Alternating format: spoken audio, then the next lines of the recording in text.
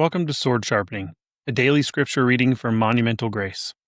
I'm Chuck Kelly, and the purpose of the Sword Sharpening podcast is simple: to slow down, stay in one book of the Bible, and sharpen our knowledge and usage of scripture through repeated exposure to the Word.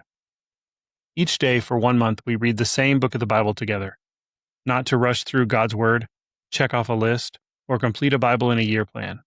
We want to know scripture deeply, faithfully, and accurately. As God's word is repeated day after day, patterns emerge, doctrine becomes clearer, conviction deepens, and truth settles into the heart. We learn it and know it like never before. Hebrews 4:12 says, "For the word of God is living and active and sharper than any two-edged sword." So let the Lord use his word to renew your mind, strengthen your discernment, sharpen your conviction, and conform you to Christ. This is Sword Sharpening, and we will be reading from the Legacy Standard Bible translation. Let us hear the word of the Lord. Jude, a slave of Jesus Christ, and brother of James, to those who are the called, beloved in God the Father, and kept for Jesus Christ. May mercy and peace and love be multiplied to you. Beloved, while I was making every effort to write you about our common salvation, I felt the necessity to write to you exhorting that you contend earnestly for the faith which was once for all handed down to the saints. For certain persons have crept in unnoticed, those who were long beforehand marked out for this condemnation, ungodly persons who turn the grace of our God into sensuality and deny our only Master and Lord, Jesus Christ. Now I want to remind you, though you know all things, that Jesus, having once saved a people out of the land of Egypt, subsequently destroyed those who did not believe, and angels who did not keep their own domain, but abandoned their proper abode. He has kept in eternal bonds under darkness for the judgment of the great day.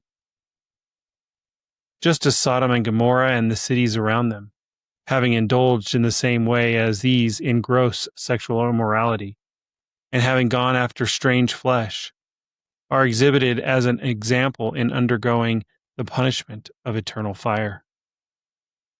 Yet in the same way as these men, also by dreaming, defile the flesh, and reject authority, and blaspheme glorious ones. But Michael the archangel, when he, disputing with the devil, was arguing about the body of Moses, did not dare pronounce against him a blasphemous judgment, but said, "The Lord rebuke you." But these men blaspheme these things which they do not understand, and the things which they know by instinct, like unreasoning animals. By these things they are destroyed. Woe to them, for they have gone the way of Cain, and for pay they have poured themselves into the error of Balaam, and perished in the rebellion of Korah. These are the men who are hidden reefs in your love feasts, when they feast with you without fear, caring for themselves, clouds without water, carried along by winds, autumn trees without fruit, doubly dead, uprooted, wild waves of the sea, casting up their own shame like foam, wandering stars, for whom the black darkness has been reserved forever.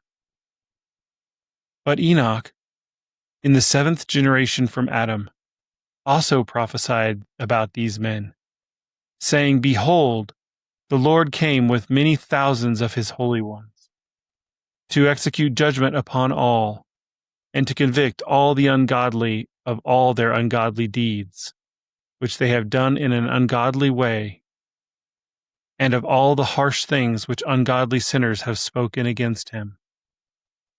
These are grumblers, finding fault, following after their own lusts, and their mouths speak arrogantly, flattering people for the sake of their own benefit. But you, beloved, must remember the words that were spoken beforehand by the apostles of our Lord Jesus Christ, that they were saying to you, 'In the last time there will be mockers, following after their own ungodly lusts.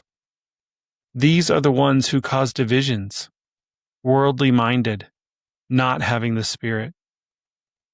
But you, beloved, building yourselves up on your most holy faith, praying in the Holy Spirit, keep yourselves in the love of God, waiting for the mercy of our Lord Jesus Christ to eternal life.